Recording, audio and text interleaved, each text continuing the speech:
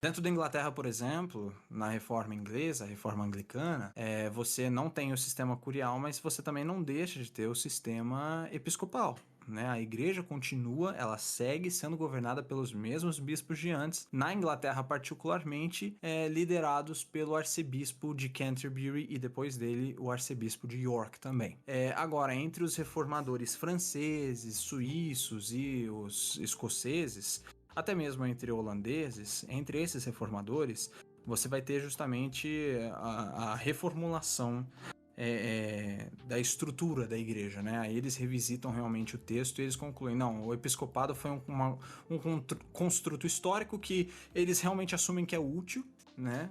Funciona, é funcional, porém o modelo apostólico é um modelo presbiteriano ou presbiteral, sinodal. Então eles partem para essa orientação. Já dentro da ala luterana, você vai ter respostas diferentes também, particularmente na Alemanha, visto que nenhum bispo alemão realmente quis apoiar Lutero. Você vai ver bispos de outras nações apoiando Lutero, mas os alemães não queriam apoiar, até porque o arcebispo de Mainz era próximo deles, né? E Lutero tecnicamente estava indo batendo direto contra o arcebispo de Mainz. Em resposta a isso, o Lutero já excomungado e também os seus colegas, eles decidem, tudo bem, a gente vai seguir a igreja a par da autoridade dos bispos aqui da Alemanha. O Melanchthon, ele expressa que tinha o desejo que os bispos alemães continuassem ordenando os padres luteranos, né?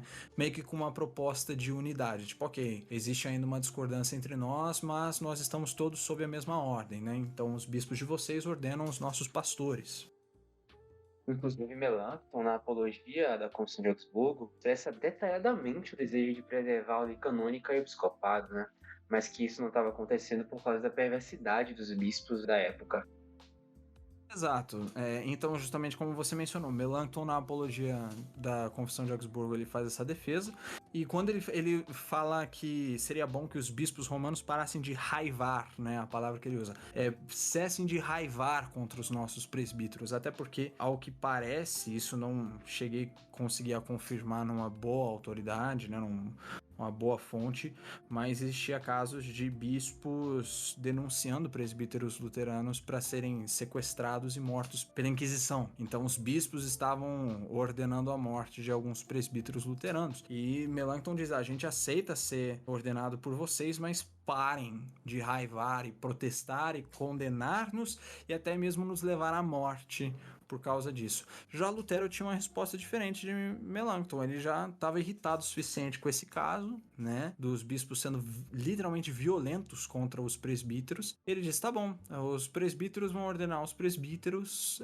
até porque isso era autorizado no direito canônico do século anterior, né, do século XV, tinha-se autorizado que em certas situações os presbíteros ordenassem outros presbíteros, né? Então Lutero disse, tá bom, a gente vai ordenar sem vocês, a gente não tem interesse, que a gente não precisa de vocês, porque vocês não são bispos de verdade. Onde já se viu um bispo de verdade fazer um absurdo desse? Então a gente não vai mais receber a ordenação de vocês, os nossos presbíteros ordenam os nossos presbíteros, bom. E ainda dentro da tradição luterana, você vai ter daí o caso escandinavo. Entre os escandinavos, o episcopado continuou. Não se teve essa opinião de Lutero. Essa opinião ficou bem particular, principalmente a Lutero e alguns alemães. Mas os reformadores escandinavos, os luteranos escandinavos do século XVI, preservaram, assim como os anglicanos, as ordens canônicas, o episcopado inalterado, todo o rito de ordenação continuou o mesmo e a própria ordenação continuou sendo considerado como um sacramento.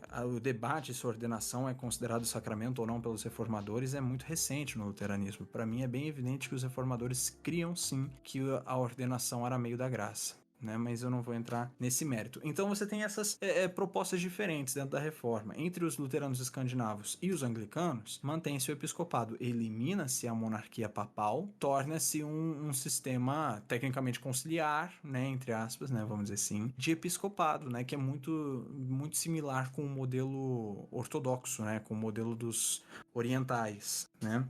Já entre os reformadores franceses, suíços, escoceses e holandeses, o sistema presbiteriano, sinodal. E entre os luteranos alemães, sistemas diversos, seja sistemas sinodais ou às vezes até mesmo, em casos de necessidade, chegava ao ponto do congregacionalismo. Então você tem essas diferentes propostas.